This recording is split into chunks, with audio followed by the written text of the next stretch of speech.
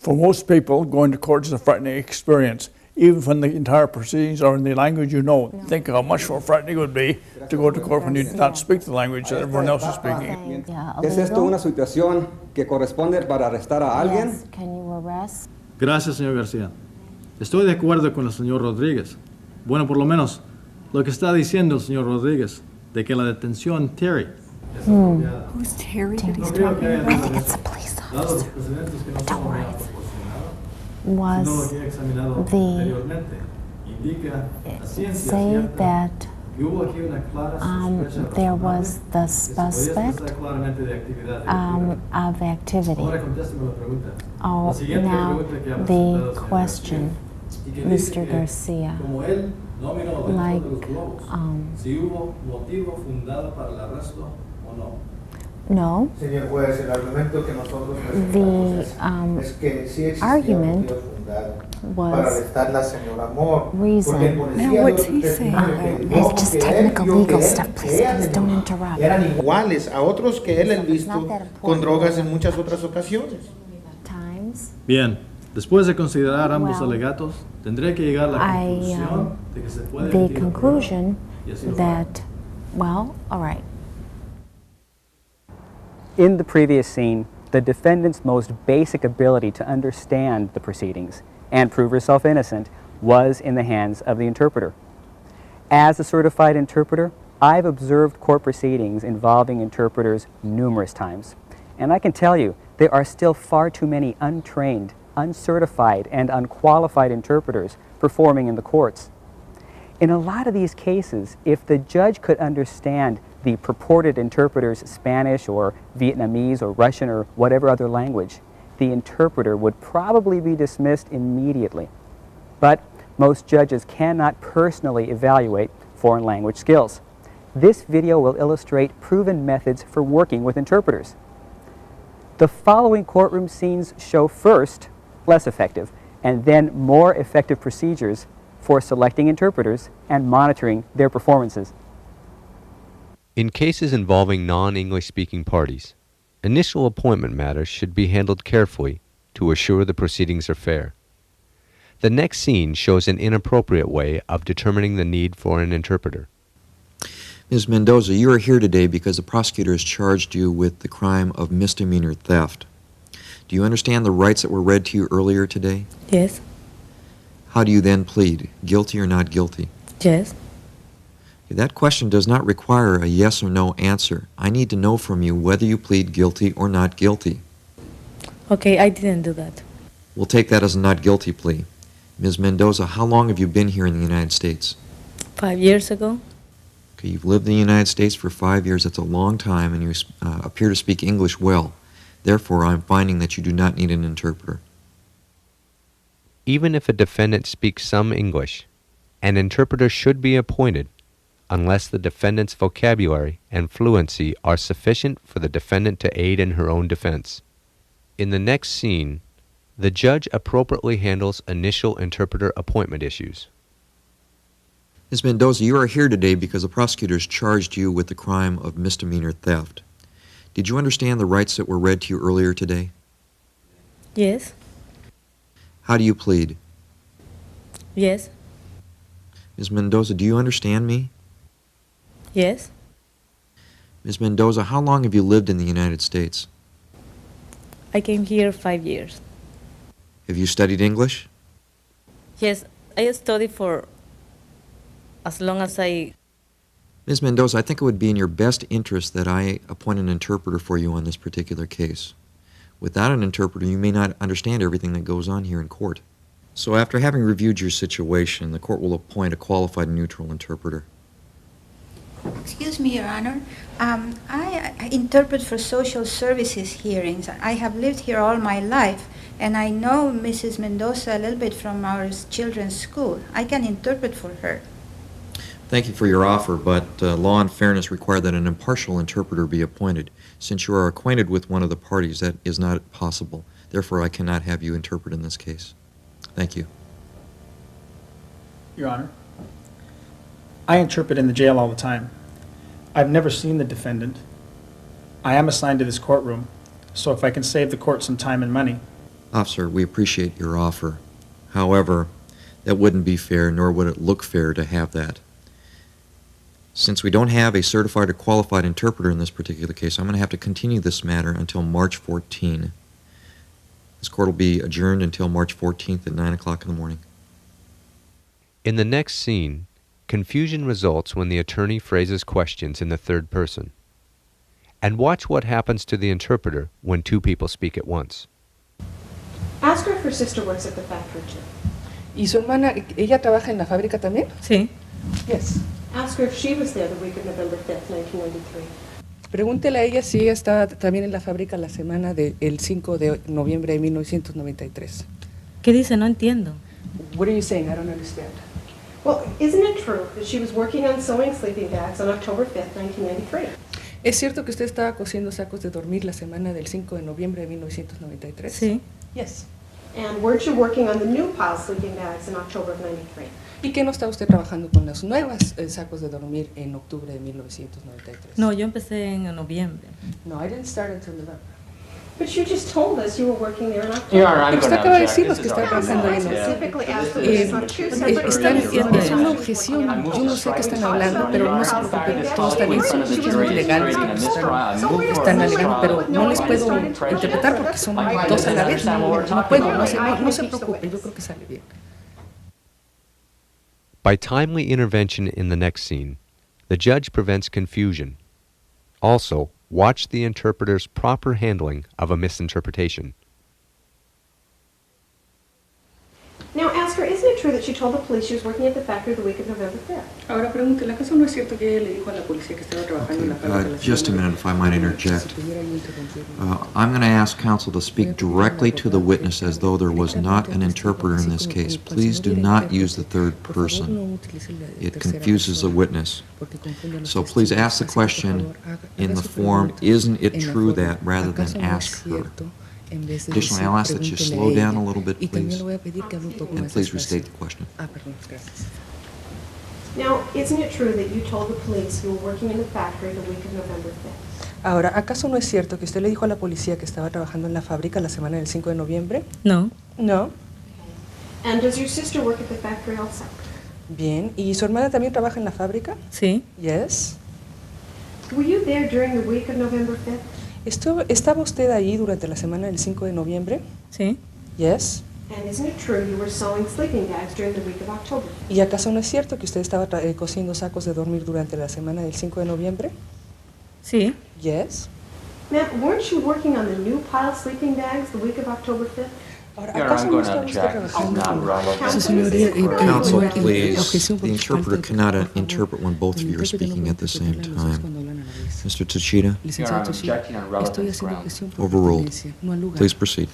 Bueno, adelante. Your Honor, the interpreter would like to make a correction for the record. She misinterpreted the word October as November. Okay, thank La you. intérprete I'll quiere ask that you corregirse please porque not dije interject what you noviembre en think vez de was meant by the octubre. question. Por favor, Add, change, or delete nothing.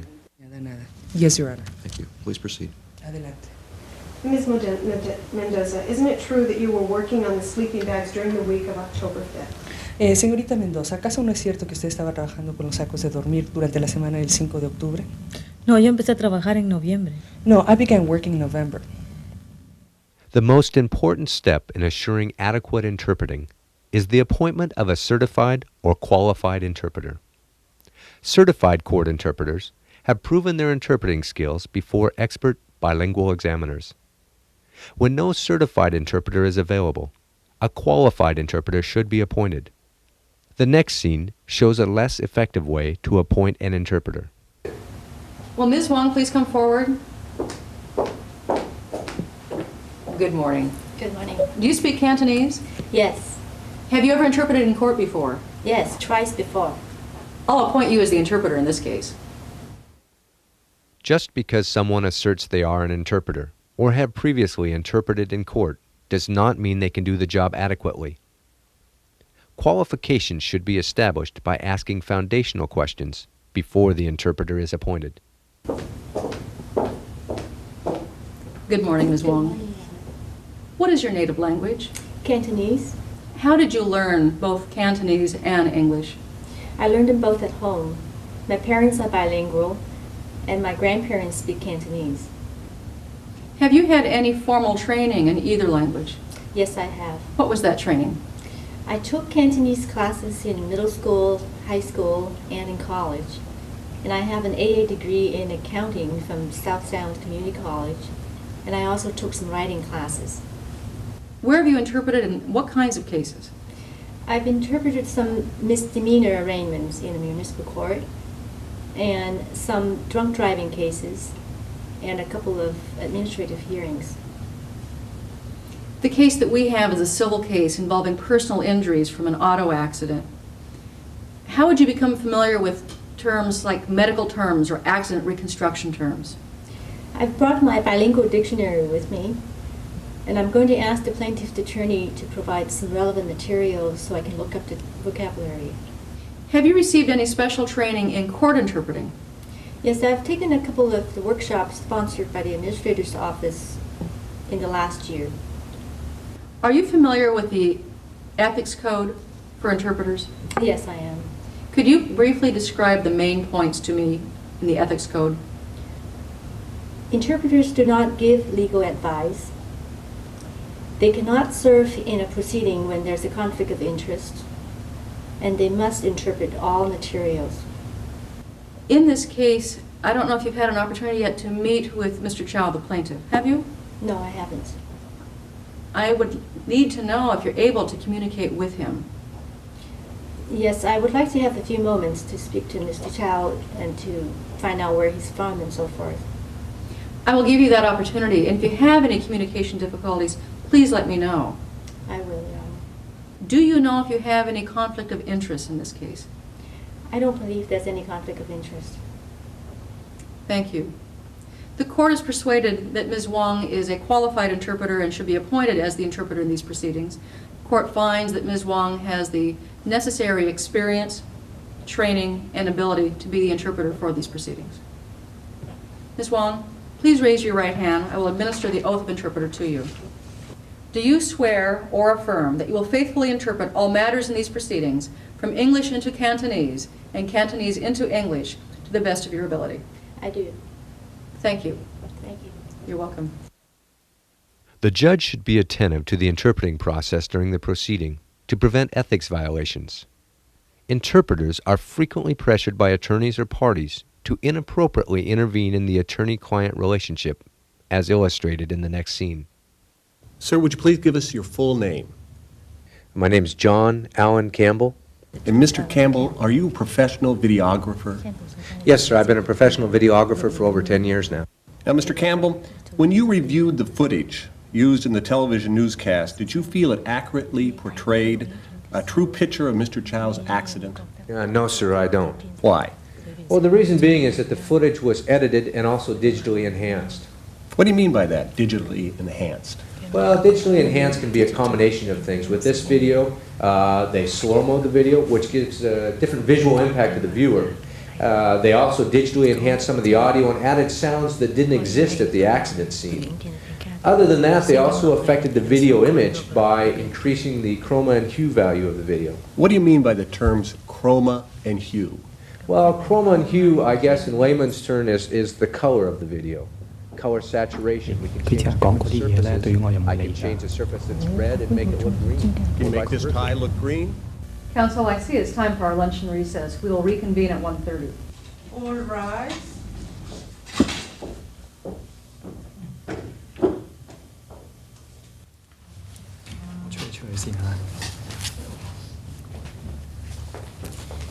Now tell me straight up, do you think my client is lying? Oh, I think maybe, but I'm not sure. Well, I have to interview a new witness during the break, so will you explain this document to Mr. Chow while I'm gone? Okay, thanks. In the next scene, the judge actively supervises the court interpretation. The interpreter here properly handles the attorney's pressure to violate the ethics code. Mr. Campbell, when you reviewed the footage used in the television newscast, did you feel it accurately portrayed the accident in which Mr. Chow was in? No, sir, I don't. Why don't you think so, sir? Well, the reason being is that the video footage was edited and also digitally enhanced. What does that mean, digitally enhanced? Well, digitally enhanced. Excuse me, counsel, I need to interrupt for a moment. It appears to me that the interpreter is not interpreting everything. Is there a problem? No, Your Honor, it's just Mr. Child doesn't understand it anyway. Well, the plaintiff has the right to have everything interpreted in court, including all the questions posed by counsel, the answers given by the witness, and in fact, what I am saying now is, well, to you, the plaintiff has the right to hear all of that. I direct you to interpret everything that is being said in court. Yes, I will, Your Honor. Thank you. 法官依家叫我翻譯所有嘢俾你聽，算個法庭裏邊每人講嘅話都要翻譯俾你聽，因為頭先我譯得唔準確，得唔夠齊全。Thank you. Counsel, you may proceed. Thank you, Your Honor. Mr. Campbell, let's back up a bit. Why don't you explain once again what digitally enhanced means? Well, basically, digitally enhanced is a combination of things.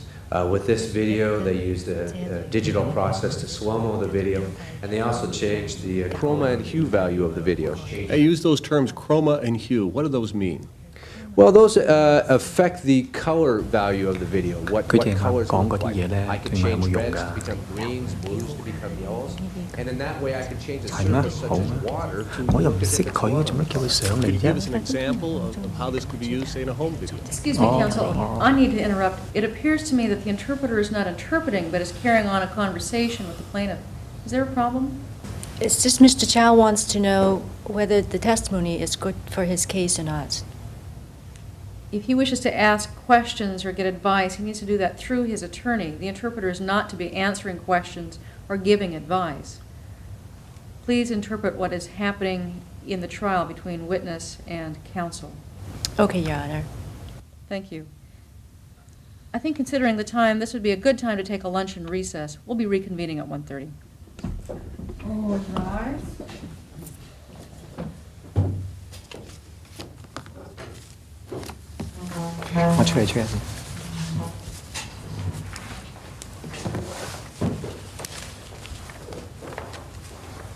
Tell me straight up, do you think my client is lying? Well, it's improper for me to give any opinion one way or another. Well, I have to interview a new witness during the break, so would you explain this to Mr. Chow while I'm gone? It's unethical for me to explain anything to your client. I'm more than happy to interpret for you, if you like. You're right, of course. I'm sorry to put you in that position. That's okay. During testimony, judges and attorneys should observe whether the interpreter appears to be interpreting everything. Watch the contrast between the witness's words and the interpreter's words in the next scene. Would you describe your injuries? 請你描寫一下你嘅受傷嘅過程。我個頭又痛啦，個頸又痛啦，咁咧膊頭又痛，咁咧擰個頭嗰陣時咧又係好痛嘅，咁同埋咧耷低頭向下面望嗰陣時，好似咁咧，咁又係好痛嘅，咁夜晚仲慘啊，輾轉反側。My head hurts, and I can't sleep at night. And how have those injuries affected your financial future? 佢今次受傷對你將來嘅財經有咩影響啊？唉，嗰個契弟累得我一鑊泡啊！你知我老闆啊，鐵沙梨嚟噶嘛？佢話我蛇王喎，咁人哋痛啊嘛，點做啫？個傻佬係炒咗我魷啊，叫我翻屋企。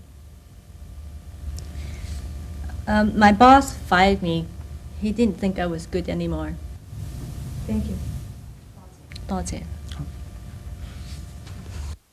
An articulate, descriptive witness conveys a different impression to the finder of fact than a hesitant, subdued witness.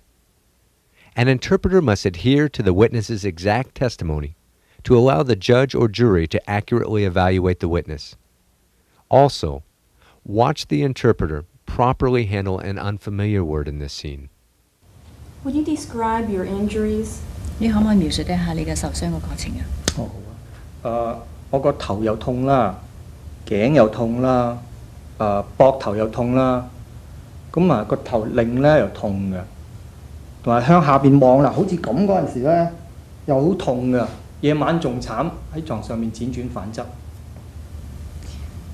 My head hurts, my neck hurts, my shoulders hurt. When I turn my head, it hurts. And when I look down like this, especially, it hurts a lot. And at night is worse. I tossed around, I couldn't sleep. And how have these injuries affected your financial future? 喂，咁你今次受傷對你將來嘅財經上有咩影響啊？唉，嗰、個契弟累得我一鑊泡啊！你知我老闆啊，鐵沙里嚟噶嘛，佢話我蛇王喎，咁人哋痛啊嘛，點做啫？咁啊傻佬就炒我魷，叫我翻屋企咯。Your Honor, the witnesses used some slang that the interpreter is not familiar with. May the interpreter take a moment to clarify that? Yes, the interpreter may inquire of the witness. Thank you, Your Honor. 你話炒魷啊？炒魷係咩意思啊？佢開除咗我。哦，炒魷係開除嘅。好，唔該。Oh, that bastard! He caused me so much trouble. You know, my boss, he said that I'm a lazy, good-for-nothing bum. And how can I work? I hurt so badly. And then that idiot just canned me. Thank you. 多謝你。 It's at this point, Your Honor, that while the state may be able to argue that the initial intrusion was valid, we feel there's Litigants who don't speak English have to trust interpreters to convey their communications accurately. A determinative aspect of these cases is the judge's selection of the interpreter and active supervision of the interpreting process. Only through high-quality interpreting is the non-English speaking party able to participate in the trial, consult with counsel, and confront and cross-examine witnesses. Likewise, only through exact interpreting can the judge be satisfied that a non-English speaking witness's interpreted testimony is stated accurately. By actively supervising the entire interpreting process, the judge can prevent many interpreting misconceptions or mistakes, thus furthering equal justice for all. 결정을 내리고 그렇게 변론을 합니다.